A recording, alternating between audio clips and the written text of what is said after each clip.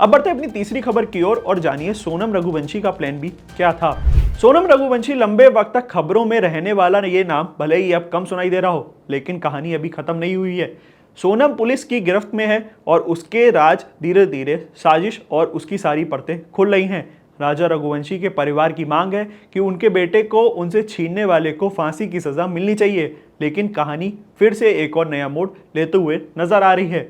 दरअसल इस मामले में सोनम और उसके प्रेमी राज कुशवाहा के अलावा जिन 3 आरोपियों को पहले ही दिन पकड़ लिया गया था, उन्होंने कोर्ट में केस को घुमा दिया है।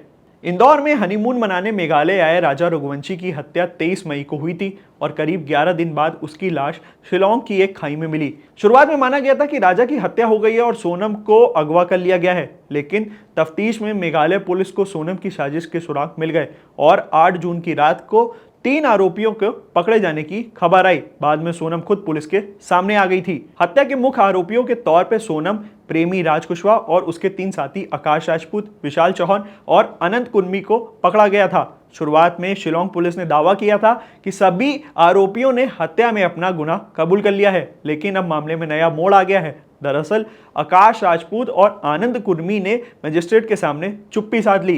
राजा रघुवंशी मामले की जांच कर रही एसआईटी को लीड कर रहे शिलोंग के एसपी ने जानकारी दी है कि आकाश राजपूत और आनंद कुर्मी गुरुवार को मजिस्ट्रेट के सामने पेश हुए थे, लेकिन दोनों ने कोई भी बयान देने से मना कर दिया।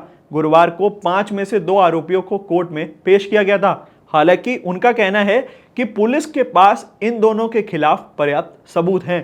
आकाश राजपूत और आनंद कुर्मी मध्य प्रदेश के ही रहने वाले हैं। हालांकि इनमें से 19 साल के आकाश की गिरफ्तारी यूपी के ललितपुर से हुई थी। वहीं आनंद को मध्य प्रदेश में बीना से पकड़ा गया था। ये दोनों राज कुशवाहा के बचपन के दोस्त हैं और दोस्ती के खातिर वो राजा रघुवंशी की हत्या करने के लिए शिलोंग चले गए थे। राज कुशवाहा खुद शिलोंग नहीं गया था, लेकिन उसने अपने दोस्तों को भेजा था। हालांकि राज कुशवाहा लगातार सोनम सहित 3 आरोपियों के संपर्क में था।